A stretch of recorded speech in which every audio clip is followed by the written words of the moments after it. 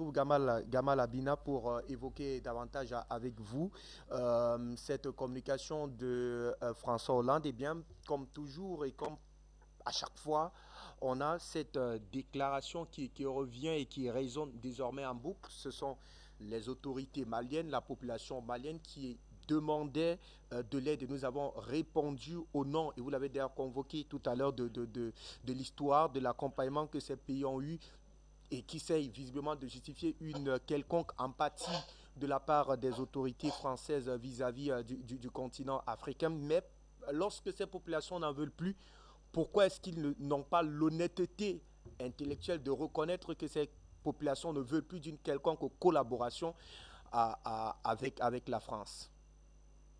Je ne vais pas faire de la gyrocentrisme, même si je suis très attaché à mon pays, mais je vais faire une comparaison intéressante. Vous allez comprendre immédiatement la démarche française qui est très malhonnête. Lorsque j'ai eu l'occasion de le dire récemment d'une télévision française, on nous sert les mouchoirs, la sérénade, la pleurniche, on va appeler ça comme ça, lorsqu'ils disent qu'il y aurait eu entre 50 et 200 000 harkis qui auraient été tués à la fin de la guerre d'Algérie. Alors j'ai rétorqué à cela, est-ce que vous pensez vraiment que 200 000 harkis ont pu être tués par les Algériens sans motivation réelle et sérieuse, sans qu'il y ait un ressenti, sans qu'il y ait de vraies raisons de crimes, de massacres, de viols, de choses atroces et d'une guerre qui a perduré à cause de leur présence? Est-ce que vous croyez vraiment que les gens ont spontanément assassiné des gens gratuitement s'il n'y avait pas de vraie motivation au départ?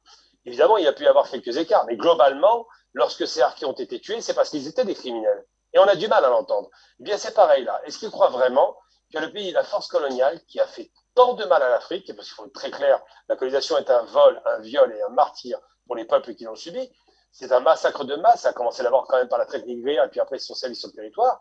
Eh bien, est-ce qu'on peut croire que ces populations qui ont une longue mémoire, comme je le rappelle, hein, la mémoire d'éléphant, comme on dit, et nous sommes tous africains pour cela, est-ce que ces gens-là ne peuvent pas comprendre que le militaire français arrogant, qui arrive drapé dans sa fierté de coq français, avec sa crête rouge qui rappelle un peu le sang, est-ce qu'on peut imaginer que les peuples africains ne sont pas assez matures, et c'est un peu le sentiment qu'on entend quand on entend ça, pour ne pas se dire, bah, finalement, ces Français n'ont rien à faire chez nous. Je veux dire, moi, j'inverserai pas peur. S'il y a un problème dans les banlieues françaises, est-ce qu'ils vont faire appel à l'armée du Mali pour intervenir? Bah non. S'il y a un problème avec les Corses, est-ce qu'ils font appel à l'armée algérienne pour ramener la paix? Non. Pourquoi est-ce qu'ils viendraient avec leurs soldats? Eh bien, simplement parce qu'il y a des intérêts, tout simplement, et que les peuples l'ont compris. Ensuite, parce que si effectivement il y avait une démarche positiviste de la part de la France, et que les résultats étaient probants, et qu'à côté de cela, il y avait une volonté de co-développement, une volonté de partage de richesses, une volonté de faire en sorte que les peuples d'Afrique soient mieux traités et aient droit eux aussi à un bien-être qui est légitime pour le monde entier au demeurant. Eh bien, à ce moment-là, ça irait mieux. Mais il se trouve que malheureusement pour les Français, c'est pas l'image qu'ils renvoient. Ils renvoient l'image de gens arrogants, méprisants, prétentieux. On le voit bien même en foot. Hein, ça dit des choses. Pour vous donner un exemple très concret, parce qu'on va parler de foot très rapidement, je suis pas un grand fan de foot, mais tout de même.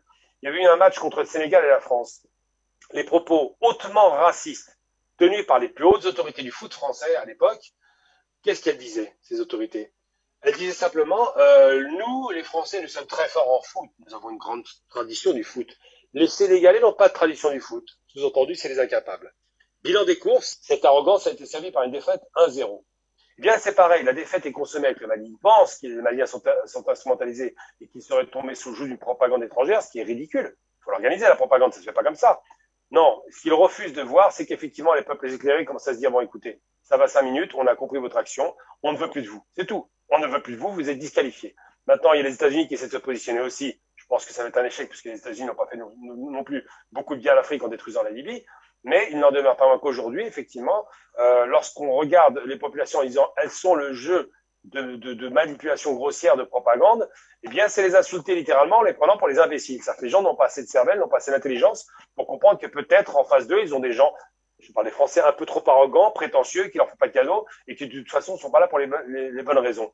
Ça, c'est pas difficile à deviner. Je veux dire, s'il y avait que du sable au Mali, ils n'y seraient pas, les Français. On le sait parfaitement. S'il n'y avait pas d'intérêt au Niger, ils n'y seraient pas non plus. S'il n'y avait pas d'intérêt dans la région du Golfe, ils n'y seraient pas non plus. Mais ils veulent se placer partout parce qu'ils sont en concurrence avec les États-Unis, évidemment en concurrence avec l'Angleterre, pour récupérer cet empire. Tout à l'heure, je faisais référence très rapidement au Tchad. Le Tchad, c'est 3 grandes compagnies qui sont sur place, occidentales évidemment, sauf Petronas, qui est indonésienne.